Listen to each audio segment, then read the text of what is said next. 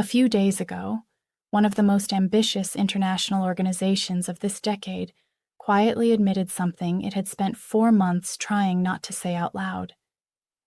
Its official fund, the account created to rebuild Gaza, endorsed by the United Nations, managed by the World Bank, has received zero. Not a shortfall, not a slow first quarter. Zero.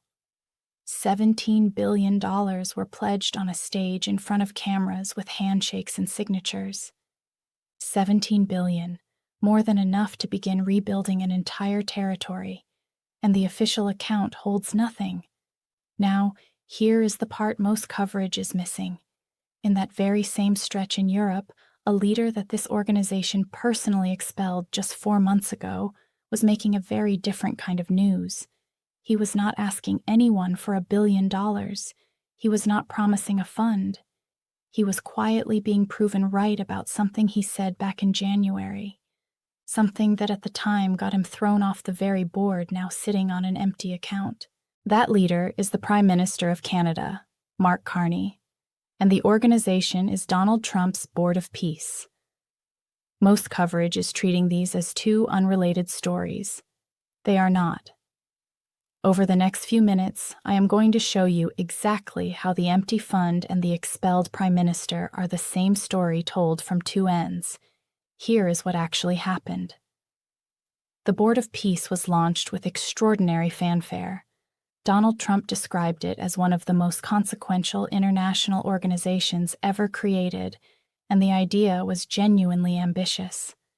A new international body to coordinate the reconstruction of Gaza, endorsed by the United Nations, administered by the World Bank, and funded by member countries. The numbers were big. Member states pledged about $7 billion. Trump personally promised another $10 billion from the United States, $17 billion in total, written down, announced, celebrated. That is the official framing. The operational reality tells a different story. 4 months after the launch, reporting revealed that the official World Bank Fund, the one with mandatory reporting, independent oversight, and public accountability built into its design, has received nothing. Zero. And the World Bank Fund was not chosen by accident. It was chosen precisely because it forces transparency. Every dollar in, every dollar out on the public record. So where is the money? Because money has been moving. According to the reporting, donations have been flowing, just not into the transparent account. They have been going into a separate, privately controlled bank account held at a major commercial bank, and that account operates under none of the transparency requirements. Money goes in. No public reporting comes out. No obligation to disclose the balance to the contributors or even to other members of the board. Now think about what that means. Countries that pledged billions to rebuild one of the most devastated places on Earth have chosen to route that money through an account with no transparency framework, rather than through the World Bank account designed specifically to guarantee accountability. When asked why, a spokesperson for the board said only that several funding options were established and that contributors had chosen other options. There was no explanation for why the opaque option was preferred. The board has its defenders, and it is only fair to give their case. Officials argue that the reconstruction phase has not started, and it has not. So there is, in their words, no point hoarding money in a fund before there are projects to spend it on. They point out that Hamas has not disarmed, that the conditions on the ground do not yet exist, and that no reconstruction contracts have been awarded because nothing can be built yet. The board insists it will report its finances to its own executive board when it judges the time is right. It is worth being precise about what has and has not moved, because the board points to the exceptions as proof of life. A small contribution, reportedly around $20 million from Morocco, has helped pay for an administrative office and for the salaries of a committee meant to help govern Gaza. The United Arab Emirates reportedly set aside about $100 million to train a future police force, but that money is frozen and the program has not started. The United States State Department has said it will redirect roughly $1.2 billion of existing aid toward the board's agenda. But that money has not been spent, and it is not actually managed by the board. Add it all up, and you still arrive at the same place. Nothing in the accountable fund, and not a single dollar deployed for actual rebuilding. 2 people involved in the planning said exactly that. Now consider the ground-level reality because it makes the empty fund harder to defend. A joint European Union and United Nations assessment published in April estimated that more than $71 billion over $70 billion will be needed over the next decade to rebuild Gaza. $71 billion needed, $17 billion pledged, $0 actually deposited in the official account. And while the fund sits empty, the situation it was meant to address has not paused. The ceasefire agreed last October still technically holds, but mostly on paper. By the most recent counts, more than 850 Palestinians have been killed since that ceasefire was signed. Israel still controls more than 60% of the Gaza Strip, over 60%, including the entry and exit points. More than 2 million people are concentrated along the coast. Reconstruction, the very thing the fund exists for, cannot begin while the territory remains under active military control, and people cannot return to the places that would need to be rebuilt. The fund is waiting for a phase that cannot start because the conditions for starting it do not exist. There is more. The board's charter asks $1 billion for a permanent seat. Saudi Arabia announced such a pledge publicly, and then did not pay. The gap was apparently large enough that a senior American official reportedly flew to Riyadh in April to personally ask the kingdom to follow through. Think about that. A senior official had to get on a plane to collect a promise made on a stage months earlier, and major European democracies stayed away entirely. France declined to join. Britain declined to join. Germany is not a member. The membership instead leans heavily on long-standing American partners in the region and on smaller states described by diplomats as eager for Trump's attention. The chairmanship belongs to Trump personally, with the final say, and according to the charter, with no term limit for life. The board's first meeting was even held in a building Trump had renamed after himself and stepped back for the wider pattern because the empty fund does not sit in isolation. This is the same stretch in which a war with Iran pushed oil prices sharply higher and left drivers paying billions more at the pump. It is the same stretch in which the word peace was attached to a great many things. A board, a prize the president created with himself in mind, a building renamed in his honor. The word appears in all of those places. It does not appear in the fund balance, which is zero. It does not appear on the ground in Gaza, where people are still being killed during what is officially a ceasefire. The branding of peace has been enormously productive. The substance of it has been harder to locate.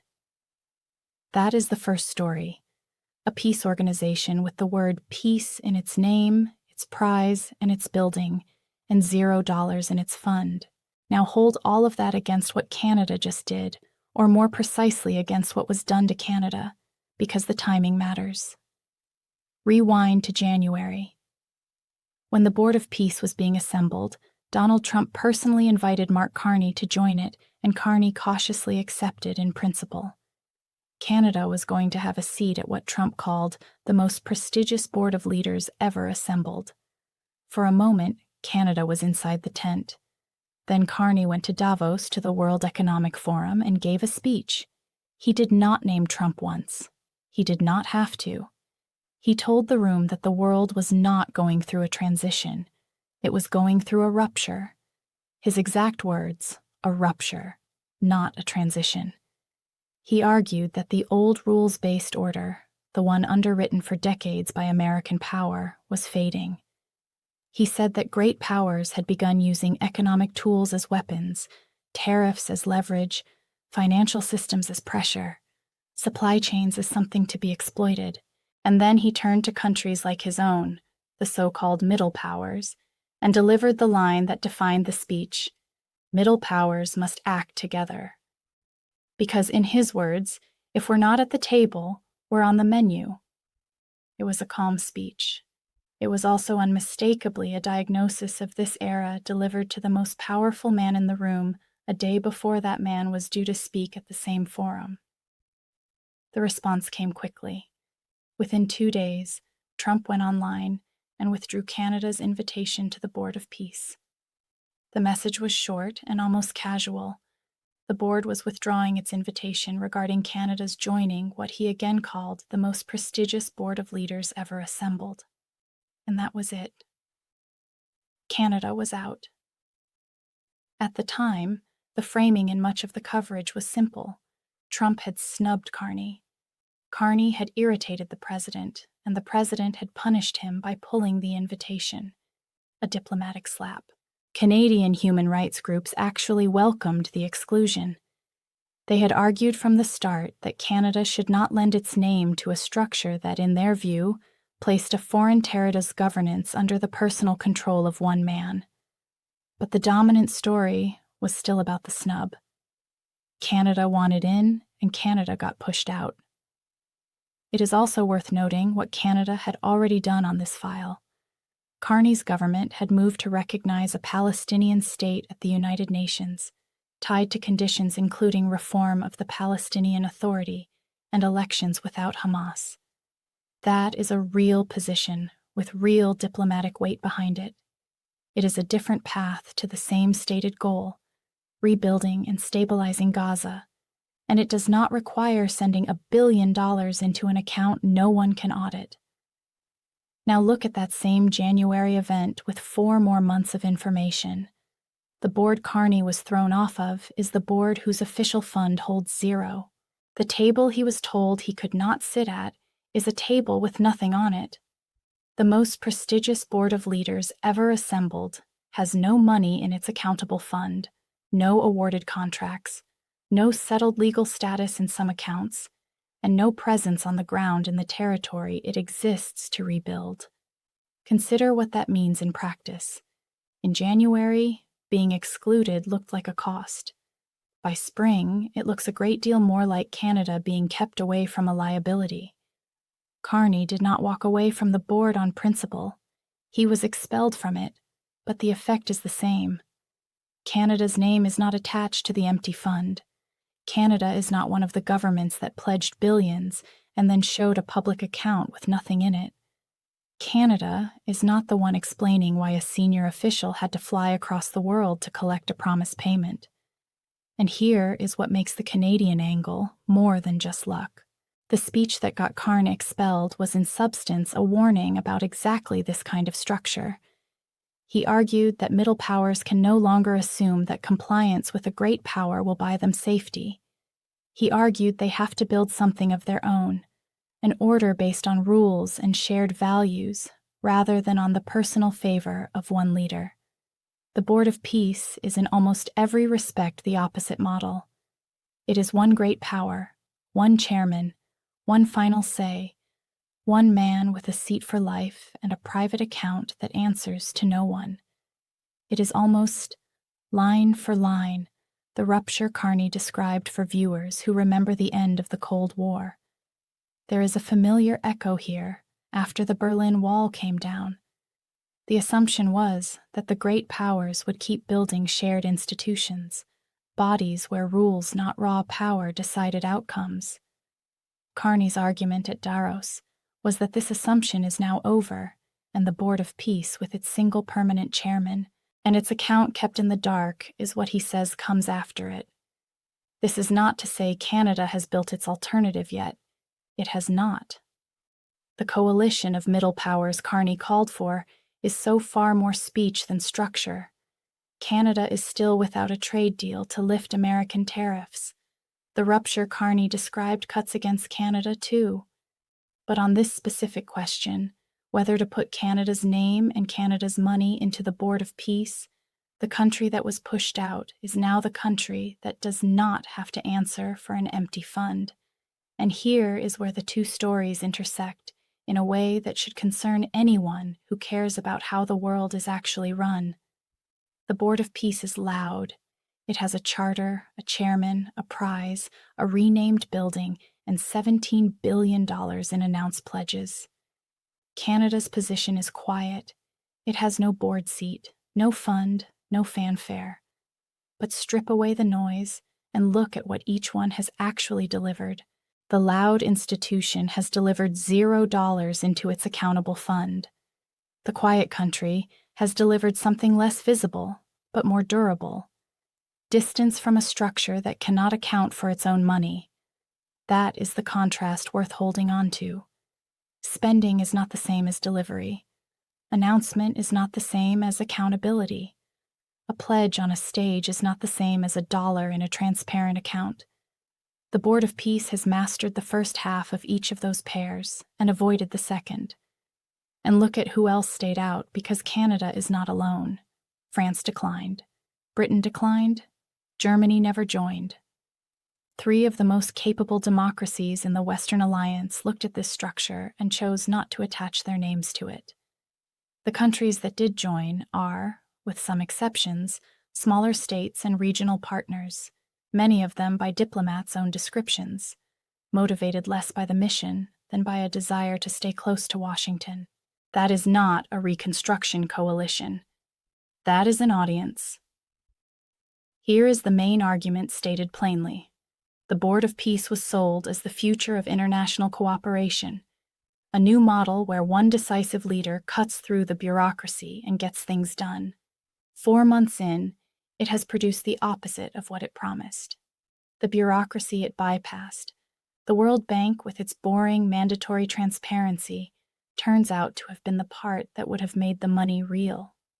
By rooting around accountability, the board routed around the very thing that turns a pledge into a building, and the leaders who refuse to join Carney among them look less like outsiders and more like the people who read the structure correctly.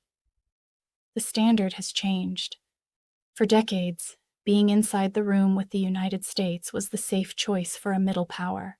Carney's wager at Davos was that this is no longer true, that the room itself has changed, and that staying close no longer guarantees safety or even relevance. The empty fund is, in a small but concrete way, evidence for his case. Being inside that particular room would have bought Canada a share of the embarrassment and none of the results. None of this means the underlying need has gone away. Gaza still needs more than $70 billion and more than 10 years to rebuild. The people living along that coast do not benefit from an argument over which account the money should sit in. That is the part no government in this story should be allowed to forget.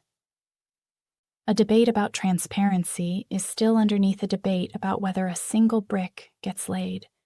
And so far, the people closest to the planning say plainly that not $1 has been deployed for actual rebuilding, and it is worth holding Canada to the same standard.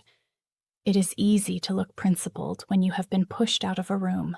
The harder test for Carney is whether the alternative he described at Davos, a working coalition of middle powers with real institutions and real money behind it, ever actually gets built, or whether it stays a memorable line in a memorable speech. Being right about the empty fund is not the same as filling the full one. Canada has been handed a moment of vindication. What it does with that moment is a separate question, and an open one. What comes next is the question neither side is yet answering publicly.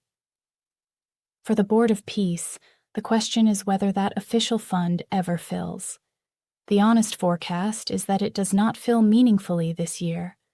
The preconditions for reconstruction, a withdrawal from the areas under military control, the return of civilians, basic security, are simply not in place, and without them, the fund has nothing to do.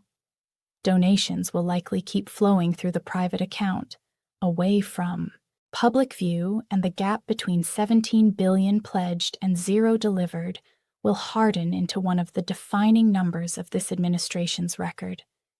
It is a number that sits alongside other promises that shrank between the announcement and the delivery. For Canada, the question is the harder one. Carney was right that the old order has ruptured. He was right in this case about the hollowness of the structure he was expelled from, but a diagnosis is not a cure. The coalition of middle powers he called for either becomes real with institutions, with funding, with a genuine alternative to great power patronage, or it remains a speech that aged well. The empty fund proves the problem he described. It does not on its own prove that he can solve it. So watch two things in the months ahead. Watch whether that World Bank account stays at zero. And watch whether Canada turns one good speech and one lucky exclusion into something that actually stands on its own. The first will tell you whether the Board of Peace was ever real. The second will tell you whether Carn's answer to it is. If this story is telling you something you have not heard elsewhere, share it. Drop your thoughts in the comments. I want to hear it. Like the video if you want more of this, and I will see you in the